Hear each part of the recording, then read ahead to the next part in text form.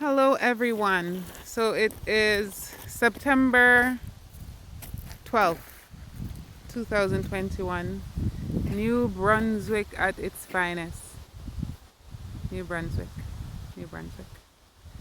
So this is our garden and I'm just going to give you a quick overview. If you notice, it's not as nice and neat and clean as it should be because we have had lots of rain and the season is closing, so it really doesn't make sense to try and fight these guys, so they get the privilege. So one of my tomato plants died there in the middle. The other tomato plants are still going fairly well, so today, or at least for the 15th, I have to try and pick all of these little guys, they're so sweet, and put them by the window so they can ripen, because our first frost day is the 15th and I don't want to lose that. So here we have some cucumbers. Let me see if there are any in here. Let's see. Like, our cucumbers came up late. We have gotten some from it. I don't know if there's any on it now. There are a few little ones. Oops. How many? I don't see. Did you know that these are bigger There's than one. There's one. Yep, bee. It depends what kind of bee it is. Oh, there's another. bumblebees? The bumblebees are bigger. And then this big plant that seems to be taking over everything is a squash. You can see that one right out there. I'll give you a closer look after. These are some peas. This is sweet potato, so I'm actually gonna try and dig that up tomorrow, because today we actually are going to be harvesting. We're actually gonna be harvesting our potatoes today. So this is a kind of nettle. I've allowed it to grow. Actually, it is milk thistle, I think. So this one is the nettle, I think. Well, I'll figure it out after. But a friend came and she identified them for us. So we're actually going to dig these ones up and dry them. Because buying milk, thistle, and nettle in the store is expensive. And this is nasturtium. And then more tomatoes over here. This tomato plant is a late one. Somebody gave us some tomato cages, so I couldn't put them over the plant, but I was trying to use them as a brace against the bigger plants here. And then this is our big squash. I don't know what kind of squash it is, but it tastes very good. We've actually put it in smoothies and it's great. Now again, this is some more peas, some pole peas. We have some purple. You're gonna step on it. We have some purple ones here. These are the purple ones. These are like some green string beans.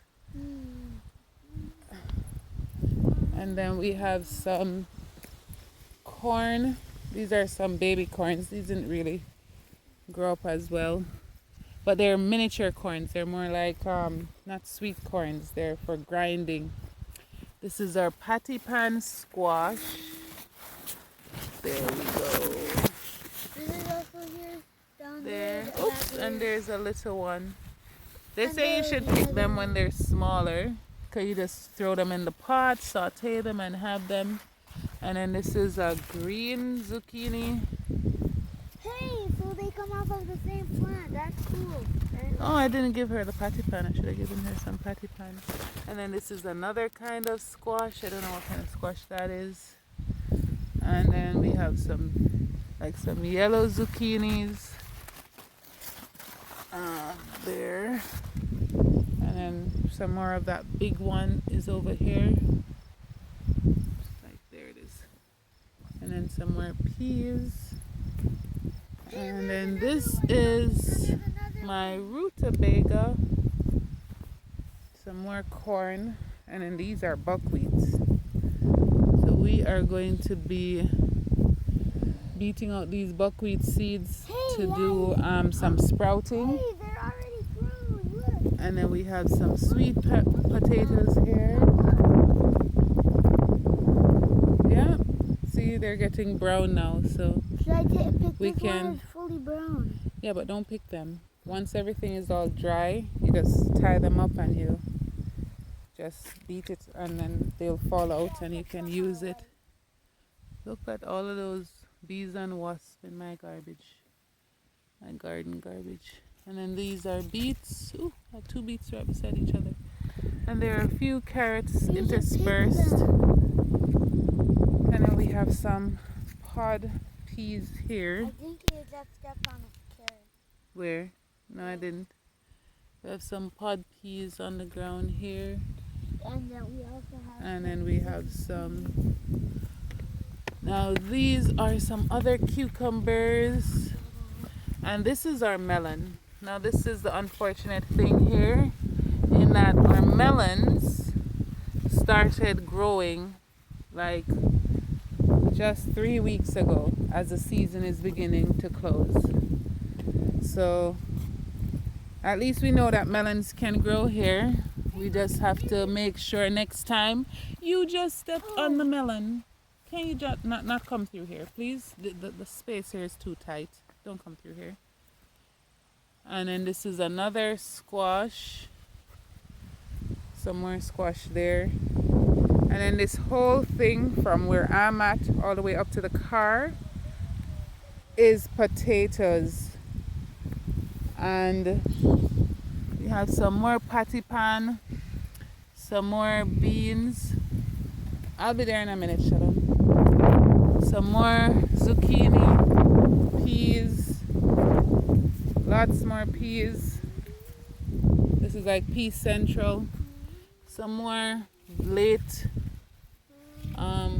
what do you call those, melons. And then lots more patty pan squash. I actually like these patty pan squash. This is my first year trying these things. And then we have some more melons there.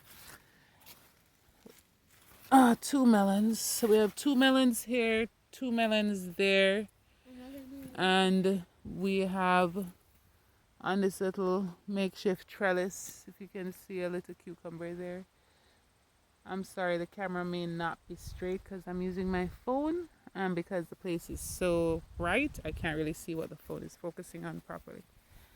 And then we have lots of squash, zucchini hidden in there. One. An orange And then these are supposed to be some other kind of peas. But again, many of our things did not grow exactly how we wanted them to. Beets. Oh. What are you talking about? I think the last time I told you about my plant that just got eaten down and was always being eaten down.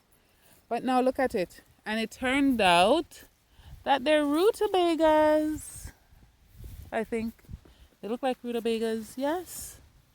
And look at how nice these leaves have been. Oh my word, that thing is ginormous. All of the bugs that were eating it down, and they overcame. So that, no, don't pull them out just yet. We'll pull them out when we figure out how we're gonna process it.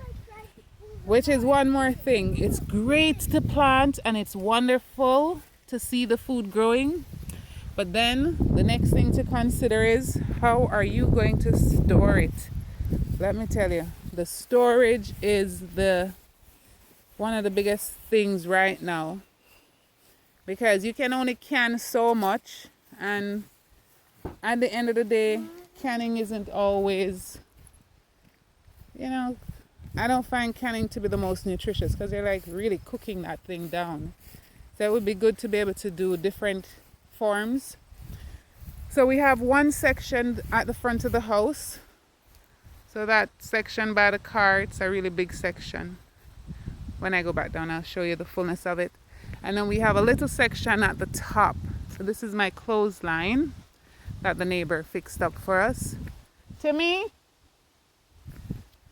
So up here, if you can see, we have some of these plants here. Some clover, red clover, which will also be harvesting and drying. This is goldenrod, which is also good for eczema and stuff.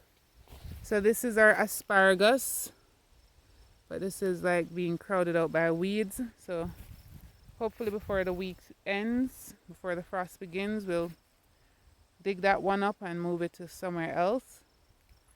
We have some tomatoes here, celery, and some onions in the mix, some more zucchini. We have some, so this is our gooseberry and our currant, and then all of that stretch there is our strawberry. So this whole section here going up is strawberry, so we have to cover these guys. And then this is our comfrey plant, again something else to harvest and dry so that we can have that for medicinal purposes. And then, so I think this is yellow duck or yarrow, I can't remember, it's something with a Y, maybe it's yarrow I think. So we're also harvesting that. And then we have some more beans, and in the middle of this little thing here is a cherry tree. So we're gonna have to address that before the winter starts. And then these are some more potatoes, ooh, and some more beans. And this is our mint. And this is a fig, which I'm gonna have to dig up. Like, it's really crowded up by weeds up here.